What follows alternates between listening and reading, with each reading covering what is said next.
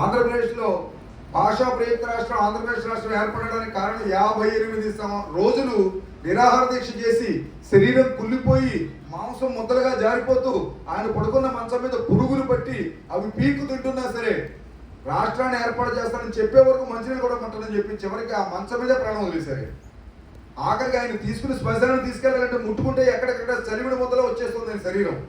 అంత త్యాగం చేసిన మహానుభావుడు పొట్టి శ్రీరాములు. ఆయన త్యాగం కారణంగా భాష పేరుతో 18 రాష్ట్రాలు ఏర్పాటు చేశారు దేశంలో. 18 భాషా ప్రయుక్త రాష్ట్రాలు ఏర్పడడానికి కారణమైన బలిదానం చేసిన మహనీయుడు ఏ రాష్ట్రం వాడు? మన ఆంధ్రప్రదేశ్కు సంబంధించిన మనం గుర్తిస్తున్నామా?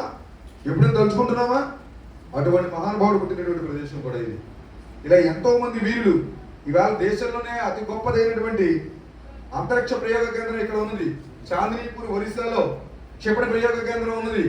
మన అదృష్టం ఏంటంటే త్వరలో రాయలసీమ ప్రాంతంలో కూడా క్షిపణి ప్రయోగ కేంద్రాన్ని ఏర్పాటు చేయబోతున్నారు ఇక్కడ కూడా. కాబట్టి ఈ రకంగా భారతదేశానికి అనేక రకాలైన మూలాలను అందిస్తున్నటువంటి దేశం కూడా ఆఖరిగా మన జాతీయ త్రివర్ణ పతాకాన్ని అందించిన రాష్ట్రం కూడా ఎవరైనా ఇటువంటి మహానుభావులు అందరూ కలిపి ఈ దేశం యొక్క సాంస్కృతిక వైభవాన్ని వెల్లివిరుపు చేశారు. దీన్ని రక్షించుకోవాల్సిన బాధ్యత ఎవరికి ఇచ్చారు? మనకిచ్చారు. ఆ బాధ్యతలో భజనకుల కార్యకర్తలు మనం ముందుకెళ్ళాలని కోరుకుంటూ జై శ్రీరామ్.